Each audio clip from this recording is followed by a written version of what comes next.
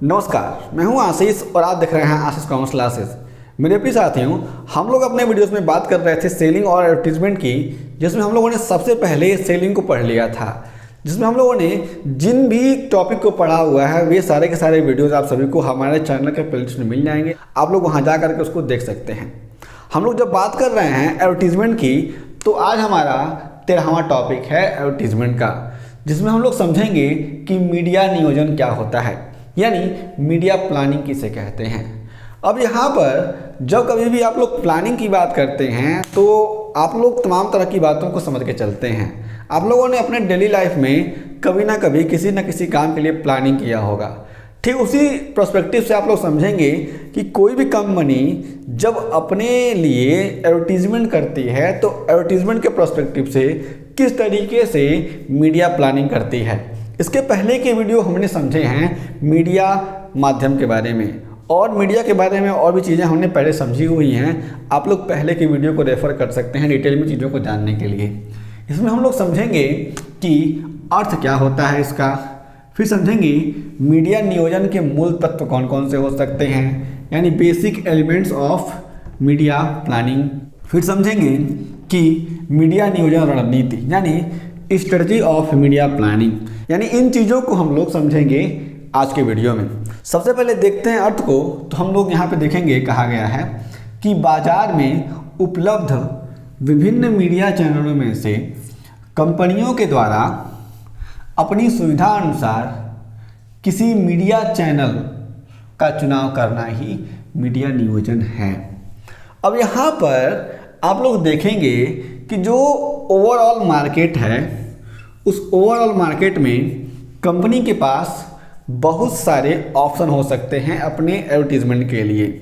अब यहाँ पर कंपनी चाहे तो न्यूज़पेपर में भी अपना एडवर्टीजमेंट दे सकती है, कंपनी चाहे तो रेडियो में भी अपना एडवर्टीजमेंट दे सकती है, टीवी में भी दे सकती है। ऑनलाइन मीडिया की बात करेंगे हम लोग तो हमारे पास मेटा आ जाता है, जिसको हम लोग फेसबुक कहते हैं, हमारे पास यूट्यूब आ जाता है, लिंक्डइन आ जाता है, हमारे पास इंस्टाग्राम आ जाता है। तो ये तमाम तरह के मीडिया चैनल होते हैं, ठीक है।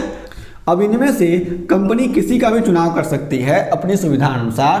तो कंपनी जब किसी विशेष बात को ध्यान में रख करके बाजार में जितनी भी चीज़ें उपलब्ध हैं उसमें से उसका चुनाव कर लेती है अपने काम के अनुसार। उसको हम लोग कह सकते हैं कि कंपनी क्या कर रही है, मीडिया नियोजन कर रही है, मीडिया प्लानिंग कर रही है।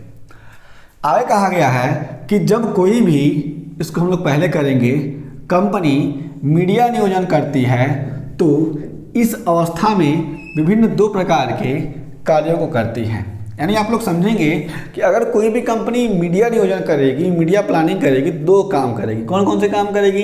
पहला देखिए, पहला है बाजार का विश्लेषण, यानी जो ओवरऑल मार्केट है उसका विश्लेषण करेगी, यानी सभी चीज़ों को जांचेगी, परखेगी, क्या क्या चीज़ें उसके फेवर में हैं, क्या अनफेवरेबल कंडीशन है मार्केट का, गवर्नमेंट के रूल्स और रेगुलेशन कैसे हैं। इन तमाम तरह की चीज़ों को कंपनी क्या करेगी, एनालाइज करेगी, इनका विश्लेषण करेगी बाजार विश्लेषण में। फिर कंपनी क्या करेगी, मीडिया चैनल की प्रभावशीलता का मूल्यांकन, और जो भी मीडिया चैनल कंपनी चूज कर रही है अपने लिए उसकी प्रभावशीलता कितनी है, वह कितना इफेक्टिव है, यानी कितने कस्टमर को टारगेट कर सकता है वह मीडिया चैनल। इसी तरीके से कंपनी इन्हीं दो बातों को ध्यान में रखकर कोई भी कंपनी मीडिया प्लानिंग करती है। हम लोग इन बातों को समझते हैं। आगे कहा गया है कि मीडिया नियोजन के मूल तत्व यानी basic elements of media planning. जब हम लोग बेसिक एलिमेंट्स की बात करते हैं तो हमारे पास 3 एलिमेंट्स आ जाते हैं। इन 3 एलिमेंट्स में और भी बहुत सारी बातें होती हैं, उसको हम लोग समझते हैं। पहला है, इसमें है रचनात्मक स्रोत, यानी कुछ ऐसे स्रोत होते हैं जिनको हम लोग रचनात्मक दृष्टिकोण से लेते हैं। विषय कैसा होना चाहिए मीडिया प्लानिंग के द्वारा, संदेश कैसा देना है कंपनी को, अन्वेषण, अब उसमें खोजबीन होता है। अगला आता है विपणन स्रोत, मार्केटिंग के सोर्सेज कौन कौन से यूज किए जा सकते हैं मीडिया प्लानिंग में। पहला है वितरण का स्वरूप, सेकंड है बाजार की बिक्री, बाजार में कितनी बिक्री हो रही है, प्रतिस्पर्धी यानी कॉम्पिटिटर्स कितने कंपनी के हैं, ये बातें भी कंपनी ध्यान रखती है। अब जो भी यहाँ पर चीज़ें दी जाएंगी कंपनी के द्वारा, उसका स्वरूप क्या होता है इसको भी तो कंपनी ध्यान में रखेगी। अगला होता है मीडिया स्रोत। अब जो भी मीडिया स्रोत है उसके बारे में जो भी मूल तत्व होते हैं उसको हम लोग समझ लेते हैं। मीडिया की लोकप्रियता, जिस मीडिया का चुनाव कंपनी कर रही है उसकी लोकप्रियता कितनी है। आगे है संदेश, कौन सा संदेश दिया जाना चाहिए। अन्वेषण, खोजबीन किया जाएगा उसके बारे में। तो इन तमाम तरह की चीज़ों को हम लोग समझते हैं मूल तत्व में। आगे हम लोग जब देखेंगे तो हमें समझना है मीडिया नियोजन रणनीति यानी स्ट्रेटजी ऑफ मीडिया प्लानिंग। हम लोग देखेंगे तो यहाँ पर 4 बातें बताई गई हैं। पहला है लक्षित दर्शक रणनीति यानी टारगेट ऑडियंस स्ट्रेटजी। कंपनी किस तरह के ऑडियंस को टारगेट कर रही है, यह रणनीति बना करके कंपनी क्या करती है, अपनी एडवर्टीजमेंट करती है और अपने मीडिया चैनल का चुनाव करती है यानी मीडिया नियोजन करती है। ठीक है।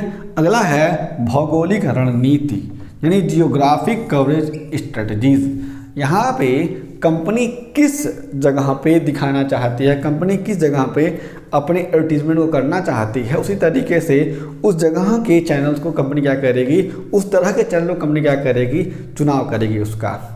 ठीक है। अगला आता है समय और अवधि की रणनीति यानी टाइम एंड ड्यूरेशन स्ट्रेटजीज। अब कंपनी किस समय एडवर्टीजमेंट देना चाहती है। अगर कंपनियां सर्दियों में एडवर्टीजमेंट देती हैं तो उसका टाइप अलग होता है, गर्मियों के लिए अलग होता है। आप लोग, मैं अगर कपड़ों की बात करता हूं तो सर्दियों में पहनने के कपड़े अलग होते हैं। तो जो कंपनियां कपड़े बनाती हैं तो क्या करती हैं, सर्दियों में जो भी कपड़े आते हैं उनका एडवर्टीजमेंट अलग तरीके से करती है और जो गर्मियों में कपड़े होते हैं उनका एडवर्टीजमेंट अलग तरीके से करती है। अगला होता है आकार और लंबाई की रणनीति यानी साइज एंड लेंथ स्ट्रेटजीज। अब यहाँ पर समझने वाली बात है कि आप लोगों ने पेपर जब पढ़ा होगा, आप लोगों ने देखा होगा कि किसी भी कंपनी का कोई, मैं पर्टिकुलर कंपनी का नाम नहीं लेता हूँ, मान लीजिए ABC कंपनी है और यह कॉस्मेटिक बनाती है। तो यह कॉस्मेटिक बनाती है, कभी आप लोगों ने देखा होगा कि इसी कंपनी का जो ऐड होता है इतने छोटे से आकार में होता है और कभी कभी इसी कंपनी का जो ऐड होता है इतने बड़े में होता है। तो कंपनी डिसाइड करती है ना कि उसे जो भी ऐड देना है उसका आकार कितना होना चाहिए, उसकी लंबाई कितनी होनी चाहिए। इन सब चीज़ों की भी रणनीतियाँ बनाई जाती हैं कंपनी के द्वारा।